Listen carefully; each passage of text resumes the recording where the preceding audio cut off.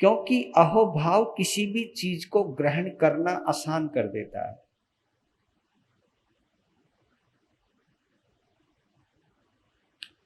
अहोभाव किसी भी चीज को इतना सरल बना देता है, इतना सहज बना देता है, वो समझ में नहीं बल्कि महसूस होने लगता है। और महावीर की कथा अगर आपको महसूस नहीं हुई तो आपको सम्यक्त्व की प्राप्ति नहीं होगी। महावीर के बारे में जानने से कोई सम्यक्त्व नहीं आता है, महावीर को महसूस करने से सम्यक्त्व आता है। इसलिए महावीर की कथा को आप अपने मस्तिष्क की संपत्ति मत बनाना, दिल का एहसास बनाना।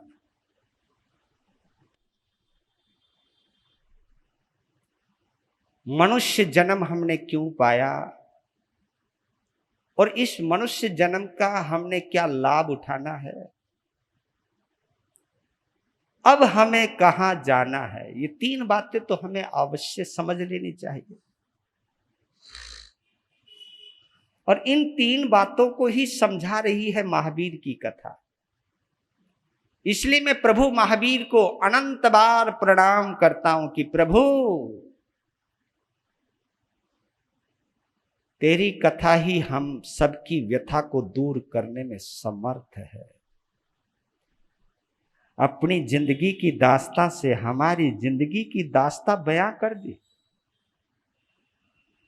अपनी कहानी से हमारी कहानी ही बता दी।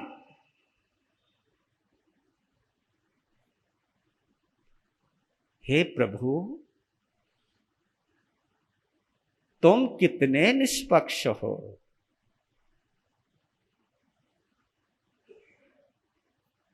तुम कितने सहज हो,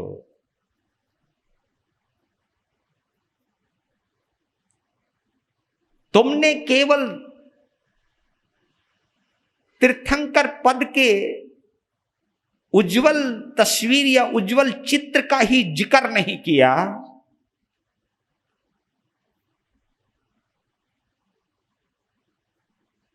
तुमने केवल अपने उत्थान की ही बात नहीं की,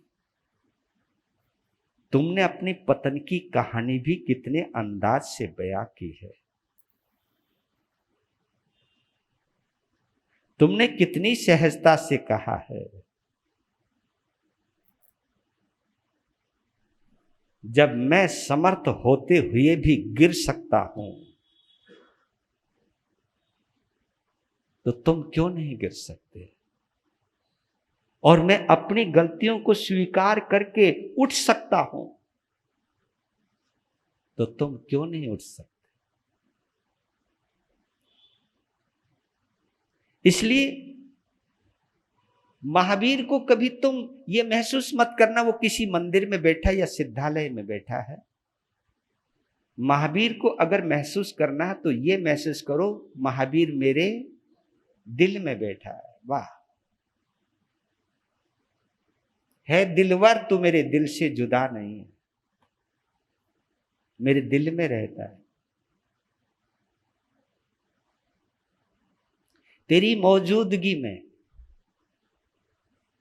तेरी उपस्थिति में मैं कुछ और हो जाता हूं। थोड़ी देर भी या थोड़ी देर के लिए अगर मैं तुझे भुला देता हूं ना, मैं भटक जाता हूं। इसलिए प्रभु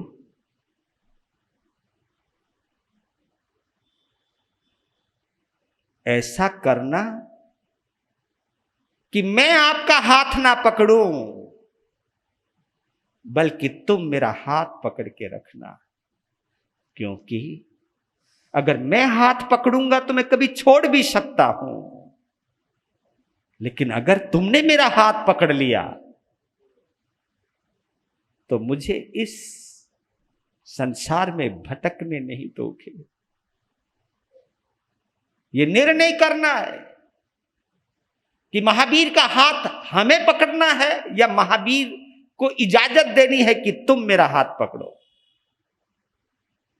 क्योंकि तुम अगर अपनी मर्जी से हाथ पकड़ सकते हो महावीर का, तो तुम अपनी मर्जी से हाथ छोड़ भी सकते हो।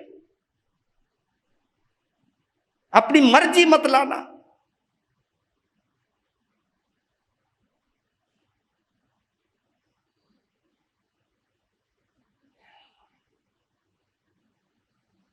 देखिए,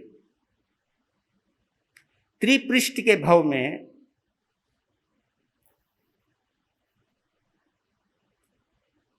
आपने कभी गौर किया, यह हमारे जीवन के मोहनीय कर्म का खेल बतला रहा हूं। महावीर, चाहे वो मरीचि का भव है, चाहे वो विश्वभूति का भव है, और चाहे वो त्रिपृष्ठ का भव है, अगर आपने चेक किया हो, अगर गौर किया हो,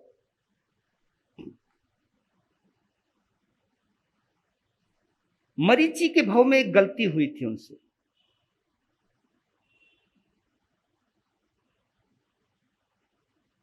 क्या गलती हुई थी?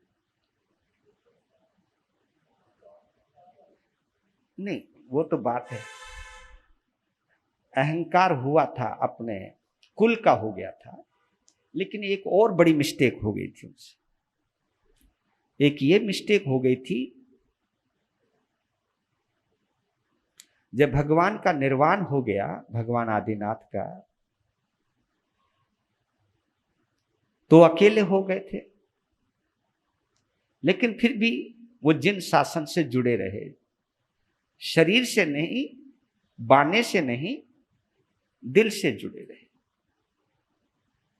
अपने पास आने वाले जितने भी श्रद्धालु थे, उसके दीवाने थे, उनकी खूबसूरती पे मर मिटने वाले थे, उनकी जबान पर मोहित होने वाले लोग थे, तो उनसे जो प्रभावित होते थे, जब भी वो उनसे कहते थे कि तुम मुझे अपना शिष्य बनाओ, तो वो कहते थे नहीं, मेरा नहीं, शिष्य भगवान के शासन के बल।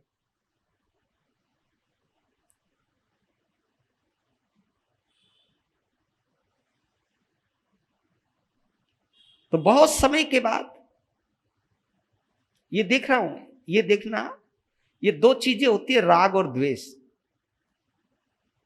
और कहीं जुड़ा हुआ यहां पे स्वार्थ भी जुड़ जाता है कभी कभी।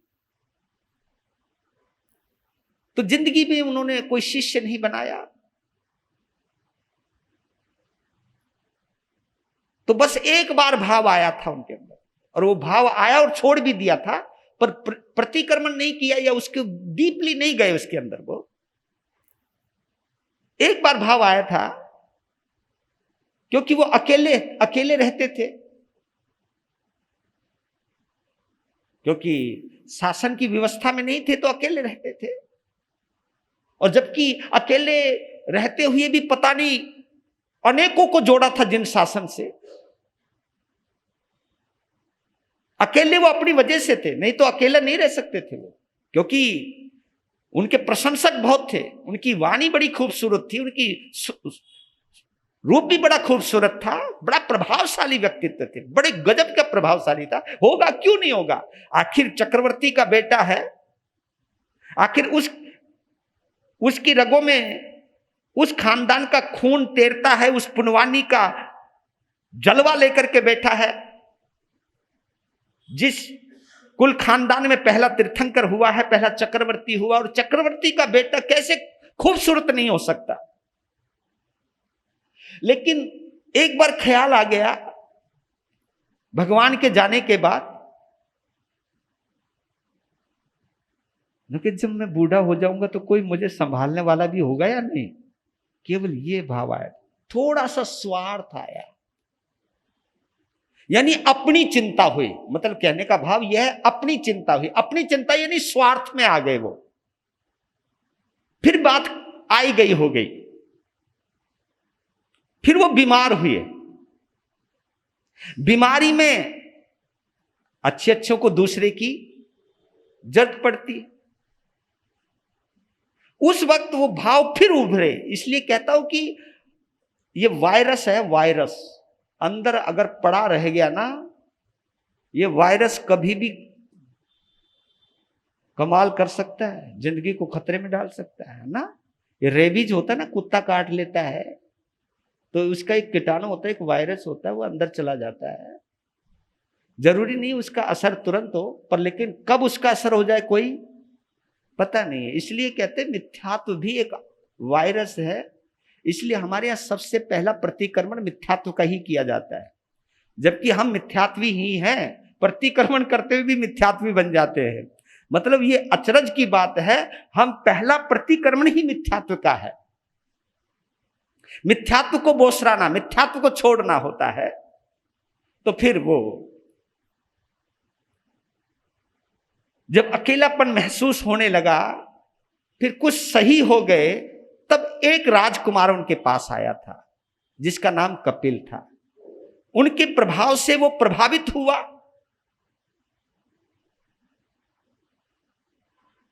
कहा कि मैं आपके चरणों में शिष्य बनना चाहता हूं। ये गौर कीजिएगा इसके ऊपर, क्योंकि इन्हीं में कई चीजें छुपी पड़ी रहती है। कहा कि वहां जाओ, वहीं भेजा। वहां भीड़ बहुत थी, वहां भीड़ बहुत थी, क्योंकि इतने हजारों साधु साध्वी थे। वो राजकुमार था।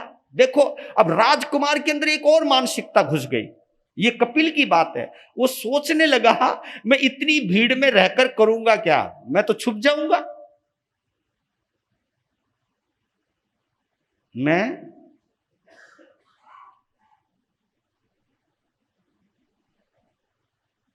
फिर वापस लौट के आ गया।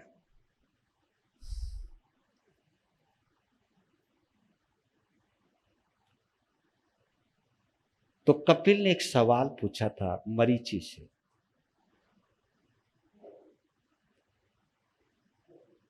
क्या आपके चरणों में दीक्षित होकर मैं अपना कल्याण नहीं कर सकता? क्योंकि उसने क्या सोचा है, राजकुमार ने भी सोचा है कि उस भीड़ में रहूंगा, मैं खो जाऊंगा भीड़ में। यहां रहूंगा अकेला चेला हूं, अकेला मालिक। वो भी ऐसे नहीं आया ये, क्योंकि राजकुमारों के अंदर एक कीड़ा सा रहता है, और ये कीड़ा अहंकार से आता है। उस कीड़े ने कहा कि वहां तो मैं भीड़ में खो जाऊंगा, और इनका अगर शिष्य बना तो मैं सबसे पहला शिष्य, और सब कुछ मेरा ही होगा। यह भावना उसके अंदर, किसमें? कपिल में, राजकुमार में। और वहां एक गलती हो गई, क्योंकि वो अंदर पड़ा हुआ था। क्या आपके पास दीक्षित होकर कल्याण नहीं हो सकता क्या? तब उन्होंने एक ही शब्द बोला था, हां कल्याण हो सकता है। तो फिर देव ना दीक्षा। तो वो दीक्षा दी उन्होंने वहां। तो स्वार्थ आ गया था वहां एक पल के लिए भुला दिया था। तो ये वजह वहां बनी। विश्वभूति में, विश्वभूति की अगर बर्बादी की कहानी अगर तुम सोचना चाहो तो क्या सोचोगे?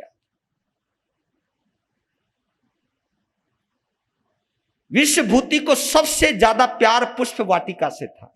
आपने देखा होगा कि खोपड़ी वहीं खराब हुई उसकी, अगर आपने चेक किया होगा। क्योंकि अपनी रानियों के साथ रंग रलियां वही मनाया करता था, तो वहीं पर सबसे ज्यादा टाइम पास करता था। और वो उसको इतना प्रिय था, जब भी वो कहीं से अपने राज कार्यों से निवृत्त होता था, सीधा वहीं जाता था। अपने रानियों को कहा था यही रहना है भाई, यहीं पर जो सुंदर हवा है, आबो हवा है, झरना है, फूल है, भंवरे हैं, फल है, सब्जियां हैं, क्या ऐसो इशरत है। तो उनको इतना राग हो गया था उस जगह से। नहीं तो इतना गुस्सा आने की कोई जरूरत तो थी नहीं। सोचने को तो वो सोच सकते थे, कोई बात नहीं, मैं इतना रहा हूं छोटा, अगर चला भी गया, मतलब मेरे राजा का भाई अगर चला भी गया तो क्या बात हो गई। पर लेकिन क्योंकि राग जो है ना, वो अधिकार की भाषा जानता है। जिस जगह से राग होता है, यानी हम जब मन चाहा करना चाहते हैं, अगर मन चाहा ना होए तो दूसरी चीज जरूर आएगी। कौन सी? द्वेष। ये दोनों साथ साथ रहते हैं, इसलिए राग और द्वेष। रागो ये 200 बीए कम में बीयम। ये भगवान ने ऐसे नहीं कहा कि राग और द्वेष ये दो ही कर्म के बीज हैं। रागो ये 200 बीए, बीए यानी दो, कम में बीयम कर्म बीज हैं। ये कर्म के बीज हैं। और आपको यह भी बतला देता हूं, राग किसको कहते हैं? राग कहते चिकनाहट को। आपने तेल का एक नाम सुना है, तेल को सनहे भी कहते हैं, सनेह। और सनहे से ही कहते हैं सना हुआ। सनहे, तेल को सनहे भी कहते हैं। सनहे में चिकनाई होती है और राग में भी चिकनाई होती है। अगर कोई शरीर पर तेल की मालिश करे, राइट, और आंधी और तूफान आ रहा हो, धूल के कण अपने आप में रूखे होते हैं। रूखे यानी सूखे हुए हैं। डस्ट गिल्ली नहीं होती, क्योंकि गिल्ली कभी डस्ट उड़ती नहीं है। वो हल्की फुल्की, रूखी सूखी होती है। रूखी और सूखी दोनों चीजें होती है। डस्ट अगर आपने गैर करो, क्योंकि डस्ट जो धूल के कण हैं वो तभी उड़ते हैं, रूखे होते हैं, सूखे होते हैं, हल्के होते हैं, तो उड़ते हैं वो। अब वो धूल के कण जो रूखे थे, अब वो धूल के कण तेल लगे हुए शरीर पर चिपक गए। तेल ने उसे ऑब्जर्व कर लिया, यानी अपने में समेट लिया। नहीं तो अगर शरीर पर तेल लगा हुआ नहीं रहता तो धूल चाहे कितनी भी लग जाए तो भी हम थोड़ा सा झाड़ देते तो वह हट जाएगा। लेकिन तेल लगने की वजह से वो धूल के कण उसके साथ एक मेघ हो जाते, और कभी कभी क्या होता है, उसे हम झाड़ते हैं तो वो और चिपक जाते हैं, क्योंकि धूल चिकनाई से मिल गया। इसलिए एक होता है रूखापन, रुक्षता, एक होता है गीलापन, चिकनापन।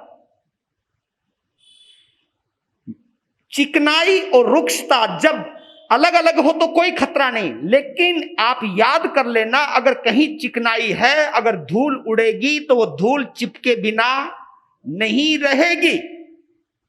जहां राग है वहां द्वेष जरूर आएगा। इसलिए राग में कहते हैं हाय मेरी जान, ओए होए मेहरबान। और ये जान तुम्हारी तभी तक है जब तक वो तुम्हारे काम की है। अगर बाई चांस वो तुम्हारे विपरीत हो गया तो एकदम क्रोध आएगा, द्वेष आएगा। तो ये दोनों जीव हैं और यहीं से ही कर्म बंद होता है। तो विश्वभूति को राग था किससे? पुष्प वाटिका से। पुष्प वाटिका उसकी मौज मस्ती क्रीड़ा स्थल था, मन मर्जी, वहां उसको सुकून मिलता था। इंद्रियों के जो जो भी विषय होते थे वो सब पूरा करता। विषयानुरागी था वो, विषयानुरागी। इसको कहते हैं अपने अपने विषय, आंखों का विषय अलग, कानों का विषय अलग, स्पर्श इंद्रिय का विषय अलग, घ्राण इंद्रिय का, यानी वहां पांचों इंद्रियों के विषय वहां मौजूद थे। और इसलिए उन विषयों की वजह से वो विषयानुरागी बना।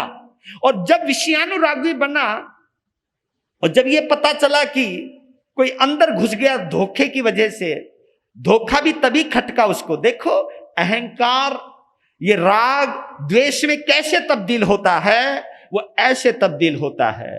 तो वही उसकी अवनति का कारण बना। क्रोध आया, फिर वो गया, संत भी बना, तपस्या भी करी, लेकिन उसने सबको माफ किया, लेकिन एक को माफ नहीं किया। किसको? विशाखानंदी को माफ नहीं किया था। फिर उसका मिलन हुआ और उसने टोंट मारी। टोंट मारती वो दबा हुआ संस्कार है ना, क्योंकि उस चिंगारी को उसने बुझाया नहीं था। पानी में डुबोया नहीं था, बल्कि उस चिंगारी के ऊपर उसने राख डाल दी थी, मिट्टी डाल दी थी। तो वो मिट्टी के अंदर, राख के अंदर भी सुलग रही थी चिंगारी। बस उस विशाख नंदी ने एक काम किया, वो आया, तूफान उड़ाया, तूफान किया, यानी उसने मजाक उड़ाया। मजाक में वो धूल हट गई, चिंगारी प्रगट हो गई, और तब उन्होंने उसको मारने का निदान किया। इसलिए कभी कभी आप अपनी जिंदगी को, मैं भी अपनी जिंदगी को देखता रहता हूं, आप भी अपनी जिंदगी को देखा करो। और इस राग द्वेष के बीच में अहंकार बहुत बड़ा खेल खेल जाता है। चेक करना। आपको बताऊं, जिन शासन के अंदर दो चीजें बड़ी महत्वपूर्ण है, कभी गौर कीजिएगा। एक शब्द है पराक्रम, और एक शब्द है प्रेम। प्रेम यानी मैत्री भाव। ये कुछ वो मत समझना,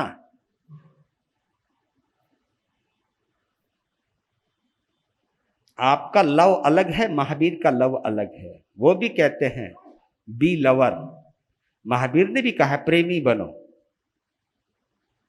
लेकिन आपके प्रेमी बनने में और महावीर के प्रेमी बनने में बहुत अंतर है।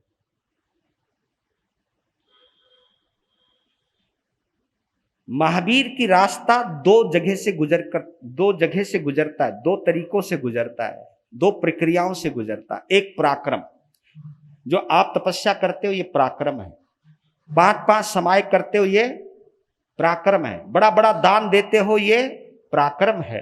मांस खमन करते हो ये पराक्रम है।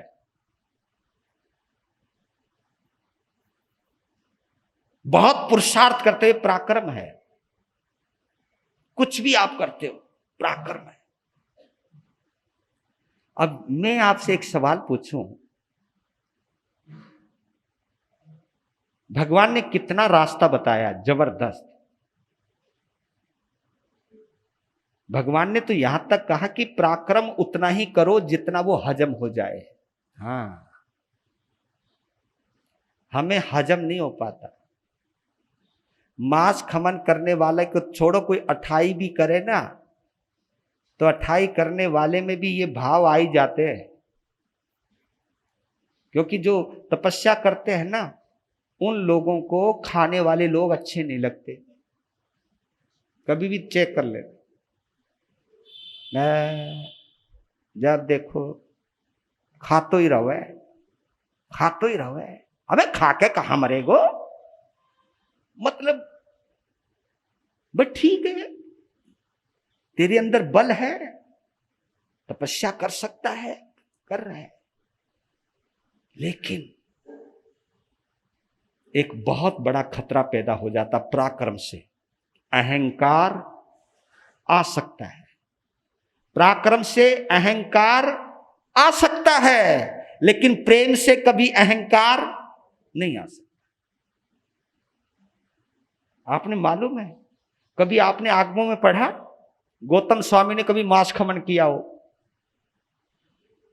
कभी 15 दिन की तपस्या, कोई कहीं वर्णन नहीं पढ़ोगे आप। गौतम स्वामी का कहीं वर्णन नहीं आता। सब बड़ी से बड़ी तपस्या उनकी बेले की तपस्या है, बस, इसके अलावा कोई तपस्या नहीं। फिर भी वो कल्याण कर गए। ठीक है, भगवान महावीर के निर्वाण के बाद ने केवल ज्ञान को प्राप्त किया, लेकिन उनके अंदर एक बड़ी गजब की खूबी थी। क्या? प्रेम था, विनय था, समर्पण था। ये रास्ते बतला रहा हूं। जिन शासन के अंदर बड़े बड़े तपस्वियों का भी वर्णन आता है, तो इसलिए भगवान महावीर ने कहा कि तपस्या करना कोई बुरी बात नहीं है, लेकिन तपस्या को पचाना भी सीखो। और आपने गौर किया होगा, जो संत बहुत ऊंची क्रिया पालते हैं, कहीं ना कहीं घमंड जरूर आ जाता है उनके अंदर। कभी भी चेक कर लेना। अगर नहीं आता है, मैं उन्हें नमन करता हूं।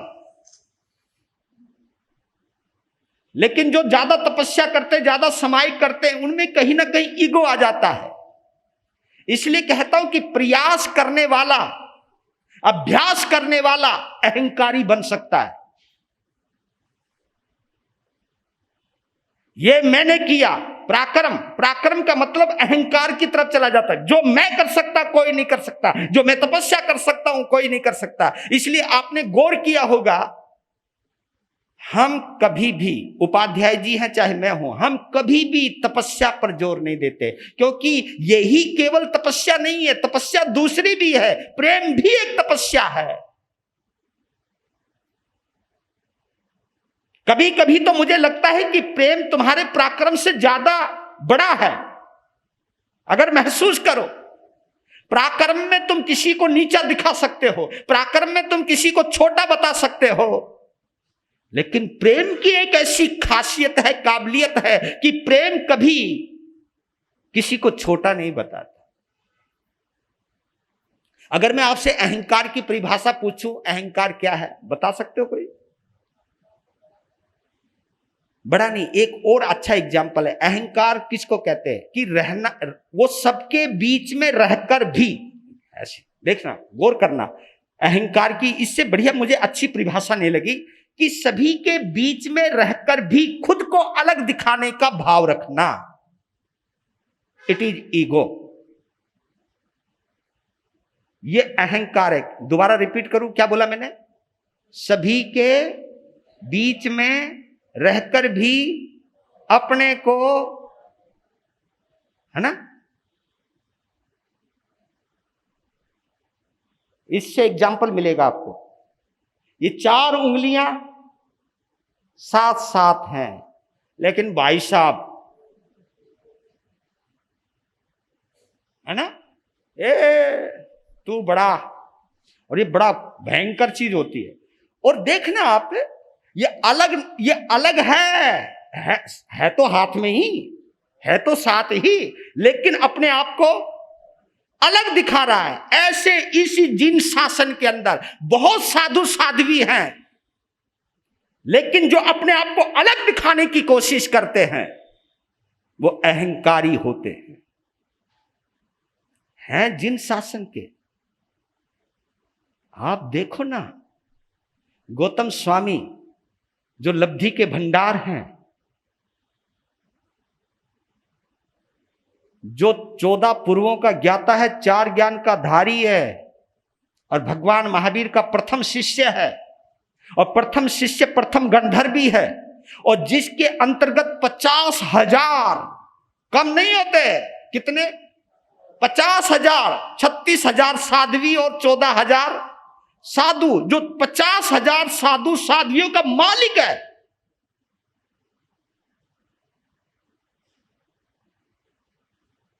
जब भगवान ने कहा कि जा आनंद से माफी मांग के आ,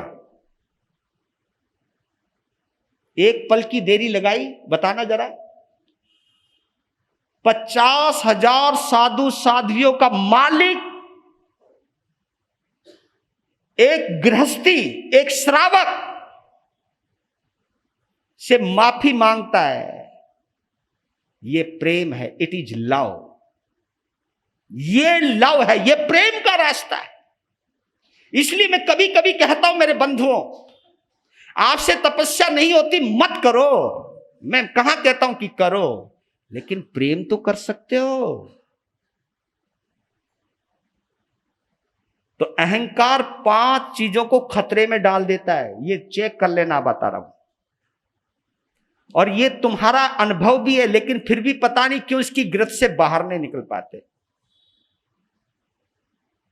भगवान महावीर भगवती सूत्र में एक बहुत जबरदस्त बात कहते हैं कि नौकारसी करने वाला कल्याण कर सकता है और मांस खमन करने वाला डूब सकता है। बोल लो जी।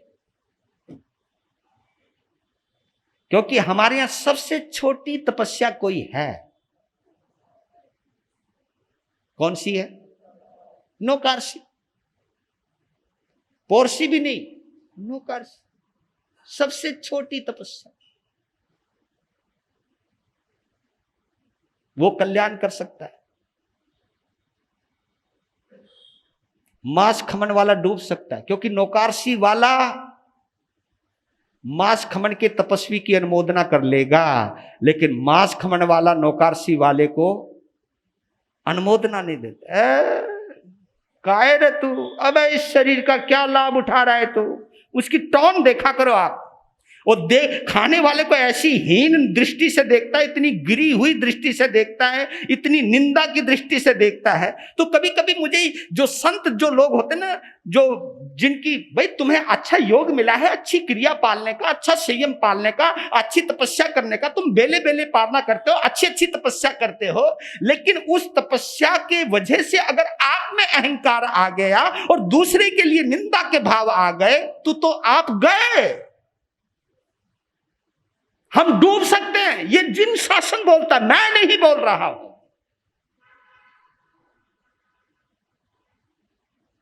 ये गिराता है 5 चीजें, उसमें थोड़ा सा जिक्र बाद में कर लेता हूं। मैं इधर आ जाता हूं थोड़ा सा, क्योंकि आप कहोगे महावीर की कथा तो सुना ही नहीं। मैं महावीर की कथा ही सुना रहा हूं। तुम कहानी के अंदर मत जाओ। कहानी से जो सबक मिल रहा है, आहा, जो प्रेरणा मिल रही है, महावीर की अभी तक महावीर बनने वाली आत्मा के साथ जो जो भी परिस्थितियां हुई हैं, जो भी घटनाएं घटित हुई हैं, वो घटनाएं भी हमें बोल रही हैं। त्रिपृष्ठ के भाव के अंदर क्या था? अहंकार पूरा चरमोत्कर्ष के ऊपर था, क्योंकि पहले तो त्रिपृष्ठ बना ही इस भाव से कि मैं बदला लेऊं,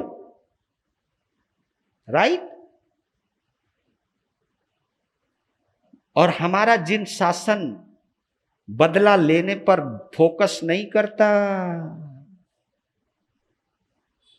हमारा, क्योंकि पराक्रम जो होता है वो बदला लेता है, लेकिन प्रेम तो अपने आप को ही बदल लेता है। प्रेम बदलने की भाषा जानता है, बदला लेने की भाषा अहंकार जानता है। और उसी अहंकार ने त्रिपृष्ठ को क्रूर बना दिया, क्रूर। इसलिए एक चीज और कहना चाहता हूं, मुझे कितना जानते हैं यह महत्वपूर्ण नहीं है, मुझे कितने लोग चाहते हैं यह महत्वपूर्ण है।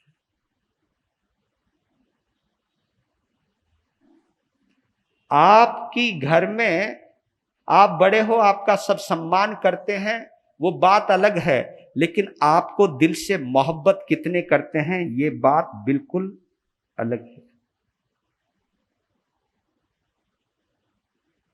तो क्योंकि इसी बात को मैं पूरा करना चाहता हूं, अहंकार 5 चीजों को खतरे में डालता है।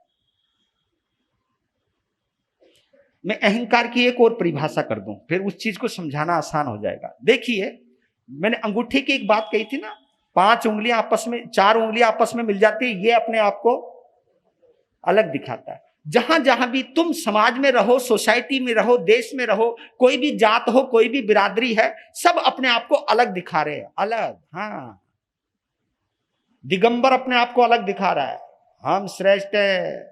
मंदिर मार्गी अपने को अलग दिखा रहे हैं, वही अंगूठा वाला बात। फिर भी कह रहे हैं हम जिन शासन में। और अब तो ये भी एक और भी होने वाला काम, क्योंकि प्रदूषण भी अलग अलग मनाने वाले हैं, क्योंकि जो परंपरावादी हैं कि हमने तो बस 49 दिन के बाद ही मनाना है। मैं कभी कभी सोचता हूं कि यार कमाल है, आदमी इतना अत्याग्रही कैसे हो जाता होगा। यही अंगूठा अलग दिखाने वाली बात है, और कुछ नहीं है।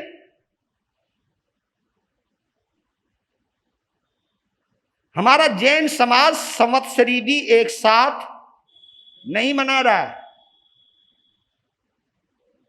जबकि आचार्य सम्राट शिव मुनि जी महाराज साहब ने हाथ जोड़कर विनम्र निवेदन किया था कि जो स्वताम्र आमनाय है, जबकि देखो दिगंबर आमनाय सबसे बड़ा है, लेकिन वो 10 लाक्षणिक पर्व 19 सितंबर से मना रहा है, क्योंकि पंचमी वहीं से प्रारंभ हो रही है। श्रवण संघ तब मना रहा है, ज्ञान गच्छ भी उसी दिन से मना रहा है जब श्रवण संघ मना रहा है। लेकिन कुछ छोटे हैं जो अलग से मना रहे, दिखाने के लिए, नहीं नहीं नहीं भाई इनके साथ नहीं, अलग, वो अंगूठा। मैं कभी कभी सोचता हूं कि जब भादवा सुदी पंचमी को संवत्सरी आती है, कब आती है संवत्सरी? कब मनाते हम लोग? भादवा सुदी पंचमी, वही है ना? भादवा सुदी पंचमी को ही तो हम संवत्सरी मनाते हैं। तो भादवा सुदी पंचमी को मनाओ ना। फिर तो मैं कभी कभी कहता हूं कि जो इस बार मतलब 12 या 17 अगस्त से मना रहे हैं प्रबुद्धराज पर्युषण, तो फिर वो दीपावली कौन से दिन मनाएंगे? फिर तो उनको दिवाली भी 1 महीना पहले मनानी चाहिए, क्योंकि दिवाली कब आती है? कार्तिक अमावस्या को आती है ना, तो दिवाली वो तभी मनाएंगे और संवत्सरी पहले मनाएंगे। ये सब अंगूठे वाली बात है भैया। ने कहा नहीं, हमने अलग दिखाना है।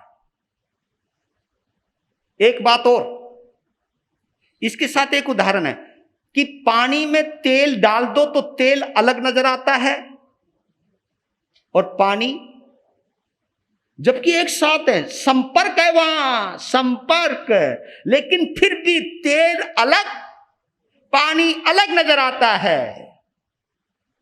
लेकिन दूध में पानी मिला दो थोड़ा सा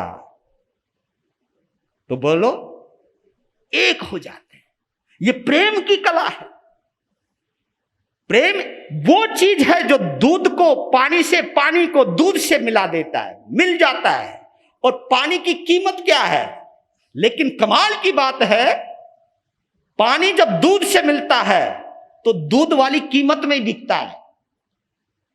क्यों बिका वो दूध की कीमत में? क्योंकि वो दूध में मिलना जाल गया। मिलने की कला सीखिए। आपकी समाज में अगर कोई है कि मैं अलग से नजर आऊं, तो भैया अंगूठा मत बनाओ। पहले किसी को क्योंकि अक्सर लोग अंगूठा दिखा देते हैं। अंगूठा दिखाने का मतलब ठोसा दिखाना, ठोसा दिखाने का मतलब है छोड़ना, अंगूठा दिखाने का मतलब मना करना, है ना? आजकल तो अंगूठा इसलिए दिखाते बेस्ट ऑफ लक का, पता नहीं कहां कहां से लिया है। यूं कर दे पर, लेकिन यूं, और कभी यूं भी तो करते हैं कई। इसका मतलब क्या होता है? मना करना। मेरे कहने का भाव है, भगवान महावीर ये बोल रहे हैं कि तुमसे तपस्या होगी या नहीं होगी, तुम्हारा अंतराय टूटेगा या नहीं टूटेगा, क्योंकि तपस्या के लिए अंतराय टूटना जरूरी है, लेकिन प्रेम के लिए अंतराय टूटना, प्रेम तो तुम कर सकते हो, खाते पीते भी कर सकते हो जी, और जो तपस्या कर रहा है उसकी अनुमोदना कर सकते हो जी। तो प्रेम में तो तुम घर को जोड़ के रख सकते हो। तो इसलिए कहता हूं कि अहंकार 5 खतरे पैदा कर देता है। मैं कहो तो बता दो, है ना? क्योंकि इन खतरों से आप भी गुजरे हो, इन खतरों से महावीर का जीव भी गुजर रहा है। सबसे पहला खतरा समाधि। अहंकारी व्यक्ति कभी समाधि में नहीं रह सकता। अहंकारी व्यक्ति कभी खुश नहीं रह सकता। कहने का मतलब है प्रसन्न नहीं रह सकता। कभी भी देख लेना, अहंकारी व्यक्ति अपने आप को अलग भी मानता है, किसी में मिक्सअप हो नहीं सकता, किसी में समाहित हो नहीं सकता, किसी से मिल नहीं सकता, अपने को अलग रखता है। तो उसकी वजह से वो कभी समाधि में नहीं रहता। समाधि का मतलब जानते हो? वो संतुष्ट नहीं रहेगा, वो खुश नहीं रहेगा, वो प्रसन्न नहीं रहेगा, वो सहज नहीं रहेगा। क्योंकि अहंकार व्यक्ति को कभी सहज नहीं रहने देता।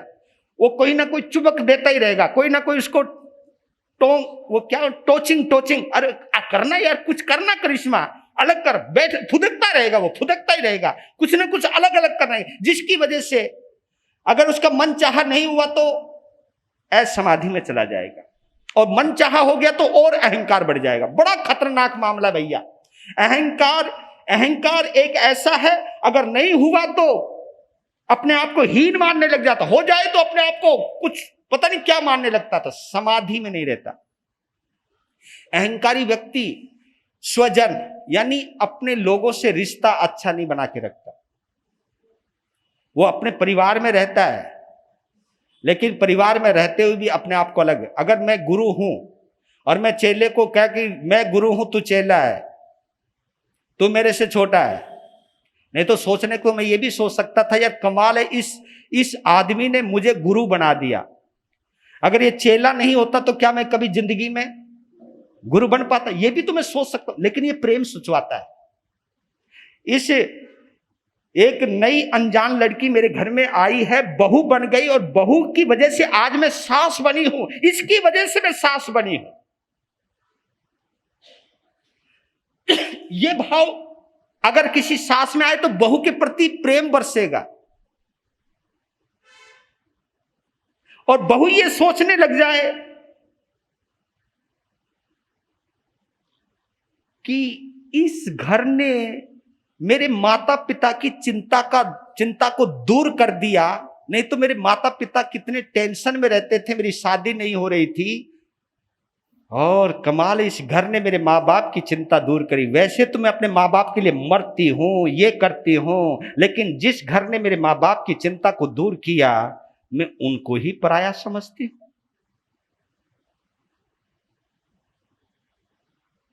चाहे बाप हो चाहे बेटा हो, बेटा ये सोच सकता है ये वो शख्सियत है जिन्होंने मुझे ये जिंदगी दी, ये वो माँ बाप हैं जिसने मुझको पेट में नहीं मारा, ये वो जिंदगी, ये वो हैं जिन्होंने मुझे जन्म देकर के मुझे एक पहचान दी है।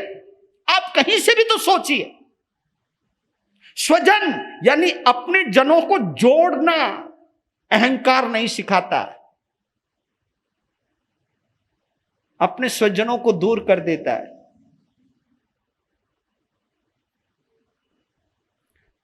और तीसरी बात, अहंकार की वजह से हमारी जिंदगी में कभी सद्गुण नहीं आएंगे। सद्गुण यानी अच्छाइयां, और ये तो आप लोग जानते हो ना, विनय धर्म का मूल है पाप मूल अभिमान। इससे बड़ी और क्या बात हो सकती है? तुलसी दया ना छोड़िए जब लग घट में प्राण। ये तीन चीजें हैं कि विनय धर्म का मूल है पाप मूल अभिमान। जितने भी पाप हैं, जितने भी मतलब जितनी भी दूरियां बनती हैं, अहंकार की एक गंदी आदत है कि वो अपने आप को अलग से दिखाने की कोशिश करता है, और वो बंदा अलग ही हो जाता है।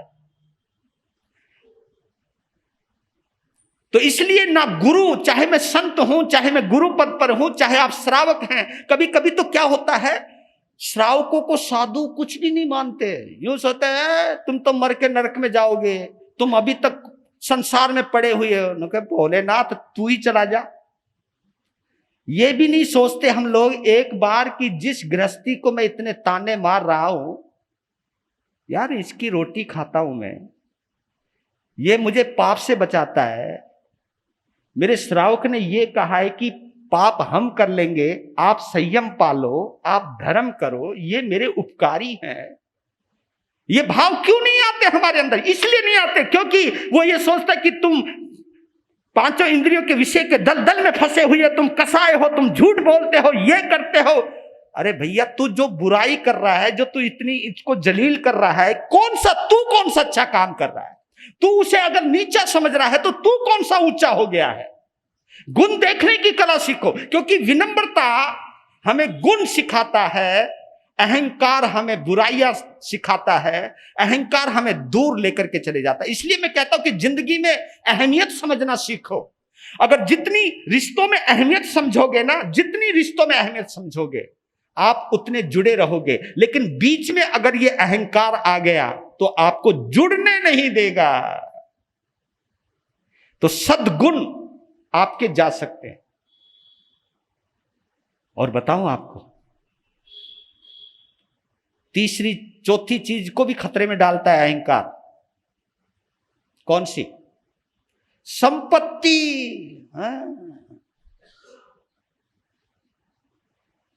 और मैंने तो ये पढ़ा है, दुकानदारी नरमाई की होती है। दुकानदार जितना नरम होगा, जितना सहनशील होगा, जितना पोलाइट होगा और जितना अपने ग्राहकों से सलीके से बात करेगा, उसको सम्मान करेगा, उतना ही वो। और जाना चले, लेना है तो ले, निकल यहां से, तुम कर लो किसी के साथ कर लो। आदमी भैया किसी की धौंस पट्टी नहीं सहन करता। अगर आपकी संपत्ति को भी खतरे में डाल देता अहंकार, अगर 2 पैसा कमाना चाहते तो भैया झुकना सीखो। ये तो मानोगे ना आप, संपत्ति की भी सुरक्षा विनम्रता करती है आपकी, और संपत्ति को भी खतरे में अगर कोई डालता तो अहंकार डालता है। और सबसे बड़ा खतरा किससे? 5वीं चीज को खतरे में डालता है अहंकार, उसका नाम है सद्बुद्धि। आदमी को अपने आप में नहीं रहने देता अहंकार। सद्बुद्धि, सद्बुद्धि जानते होंगे ना, सद्बुद्धि। और मैंने एक दिन बोला था, सद्बुद्धि ही सम्यक्त्व है, विनम्रता ही सम्यक्त्व है। सद्बुद्धि उसको कहते हैं जो दूसरे को समझता है, दूसरे को महसूस करता है, दूसरे के गम और खुशी को महसूस करता है। ये सद्बुद्धि से आता है। दुर्बुद्धि अहंकार की सखी है, अहंकार की पत्नी है, सद्बुद्धि सम्यक्त्व की सखी है। तो क्यों समाज को बिगाड़ते हो आप? ये मैं अपने को भी सुना रहा हूं, मैं आपको भी सुना रहा हूं। आपसे तपस्या होती है नहीं होती मत करो, आपसे 5-5 सामायिक नहीं होती मत करो, लेकिन जितने रिश्ते हैं उन रिश्तों को संभाल कर रखना सीख जाओ।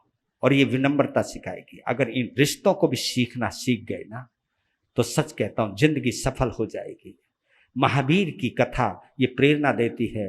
अब त्रिपृष्ठ वासुदेव अपनी क्रूरता की वजह से अपना जीवन पूर्ण करके 7वीं नरक में गया।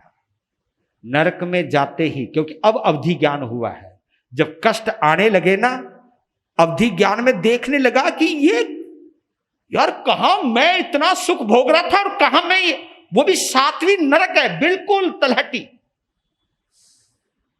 तो बस आज इतना ही, समय हो गया मेरा, मैं इससे आगे क्रॉस मैं भी नहीं करूंगा।